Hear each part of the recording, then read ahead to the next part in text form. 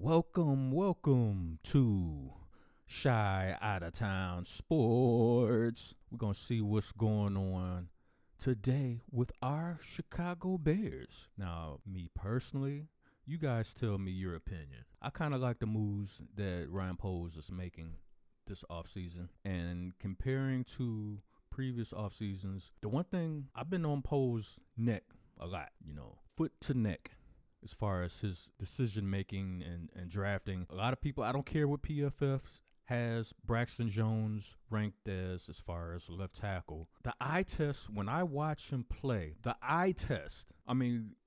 whole sabermetrics, all the numbers and different ways to analyze players, cool.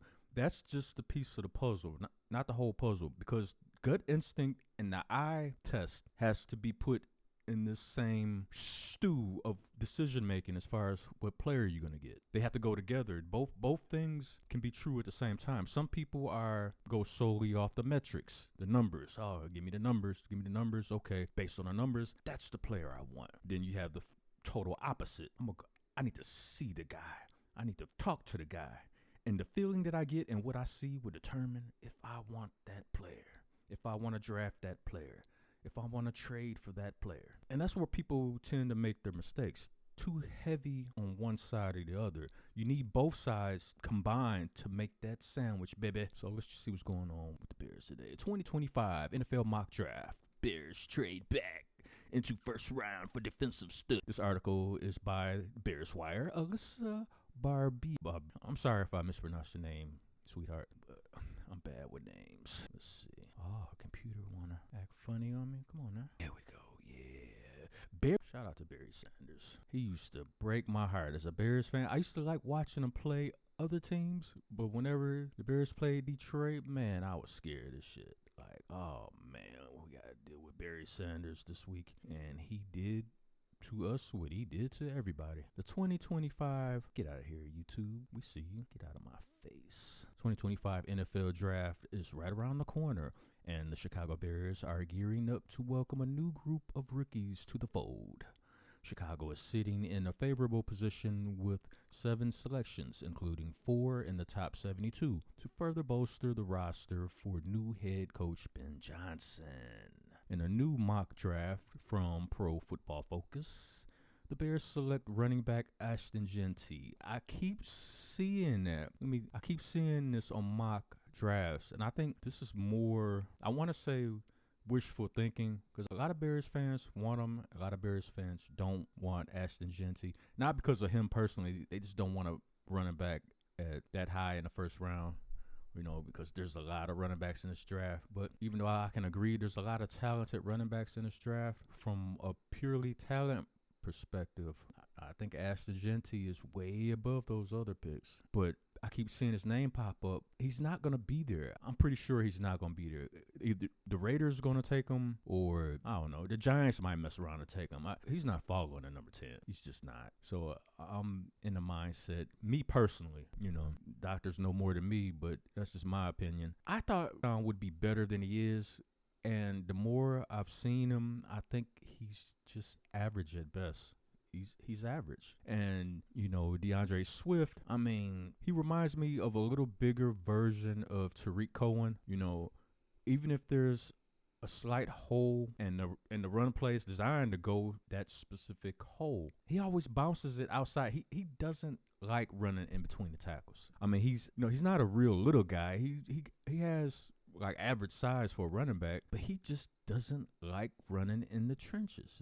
And you got to have at least one running back that's not only has that good vision, but not afraid to run in the trenches, run up the middle. Somebody with no fear, power, speed will run your ass over. You need at least one. If you're going to have a back that likes to bounce outside, you got to have one that's just going to just maul people running up the gut. And for a minute, I thought Roschon Johnson would be that back.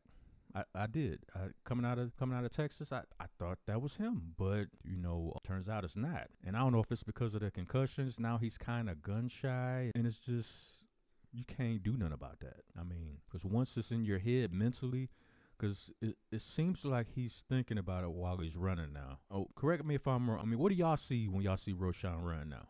Does he seem like he's running a little timid now? So Bears might need to draft 2 running backs. So if Ashton Jeanty falls to 10, I say draft him.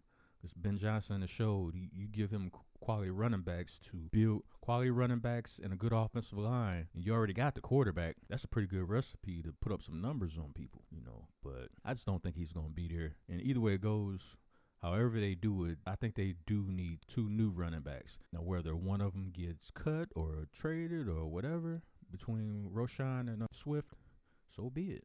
But the Bears need 2 new running backs that will play this season, in my opinion.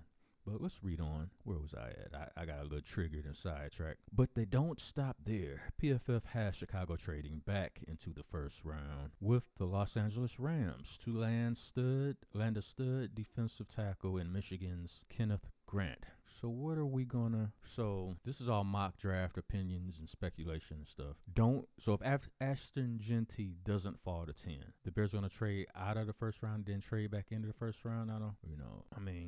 What am I saying? I had a brain fart right there. If Jeanty falls to 10, they draft Jeanty and then try to trade up to get Kenneth Grant. I don't think the Rams will go for that. I mean, I hope they would, but Jeanty's not gonna fall. I wonder who the Bears are gonna draft. Is Will Campbell? Let's say Jeanty is gone. He's gone. Bears pick at 10. Are we gonna get Will Campbell? I mean, I'm not. As long as he's the projected future left tackle, then yeah, I'm all for it. Because Braxton Jones, I don't see it. And now the book is out on him that all you got to do is bull rush him to get by him or go straight through him, literally, and you'll be on Caleb's neck. Thank you, Braxton, for taking a nap. But sooner or later, we need a left tackle. But Braxton Jones is not it. And if I'm a defensive coordinator going against the Bears offensive line, you got a stout center now. You got a stout right tackle. That portion of the line is cool. Even your left tackle, your left guard is cool. But that left tackle, oh yeah, we can bull rush that punk. I'm doing it every down, all game long. I'm folding Braxton Jones up. As a defensive coordinator, we coming on Braxton Jones' side. We're going to make him make a decision. We're going to attack that side of the offensive line the whole game. And that's why I think he should, we need to find a replacement quick. He's not the answer. As far as trade terms go, the Bears received the Rams number 26 and number 127 picks in exchange for their number 39 and number 72 selections. Okay. But why would the Rams?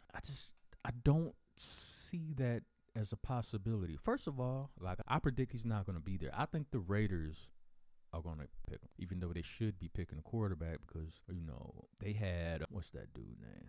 He signed a big deal in Seattle when Pete Carroll was there, and Pete Carroll still went with Russell Wilson, the rookie Russell Wilson. Matt Flynn, I think, had just signed a big deal, and that didn't stop Pete Carroll from being like, you know what, let me put this guy in. Now, we could be seeing the same scenario, with the Raiders. Maybe the Raiders end up picking Shedeur Sanders, of whom I'm not a big fan of.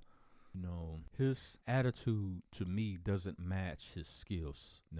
The production is, he acts and talks like he's better than he is. I just get the Johnny Manziel vibe from him. Like, yeah, I hear you talking, but that's about it. Because when I see you play, I'm like, I'm just not. And we all going to see whatever team he goes to. I still think the Raiders are going to pick him, but I wouldn't be surprised if they picked Ashton Jeanty, even if it's just solely on the strength of Tom Brady's ultra competitive and ultra pettiness, because they was all in on hiring Ben Johnson. They wanted Ben Johnson, but the Bears didn't let Ben Johnson out of Chicago. Like, hey, look here, man, you ain't going nowhere. Here's a blank check, sign it. You here, you are coach.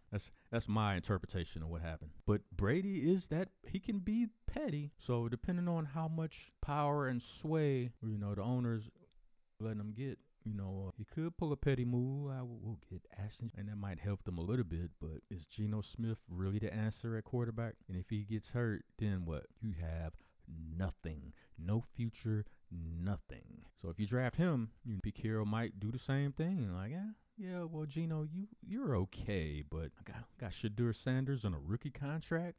We can build this team around Shedeur Sanders while he's on that rookie deal. Yeah, Geno, we might even end up cutting you or trading you. So, but that Brady pettiness cannot be underestimated. Just because I don't care what nobody say. Brady was tampering. Brady has been tampering before the coaching cycle jumped into full gear. Brady, while he's on Fox, glazing Ben Johnson to the core. Like, Ben Johnson was a Krispy Kreme donut after Tom Brady got done glazing. I still don't get it. Like, that's literally what tampering is. I mean, Brady was tampering on national television and nothing was done. So, that's another reason why I don't think he's falling to 10. So, who's at 10? Will Campbell.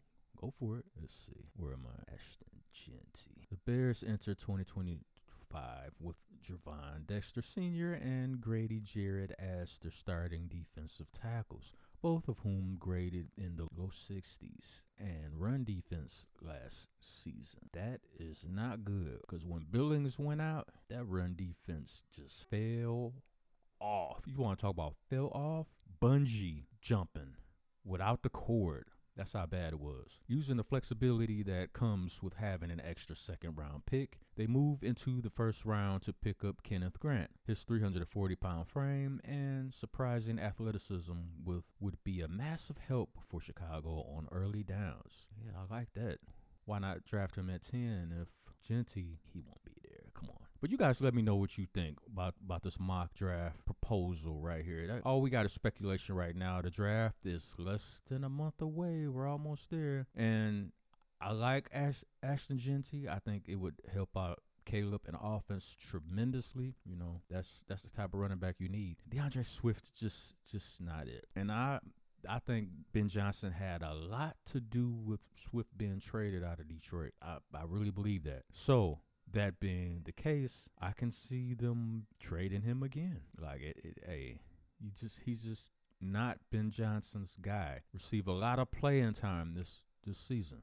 So, you guys let me know what y'all think. This is Shy Out of Town Sports. Hit the like button. Subscribe to the channel. We will keep you abreast.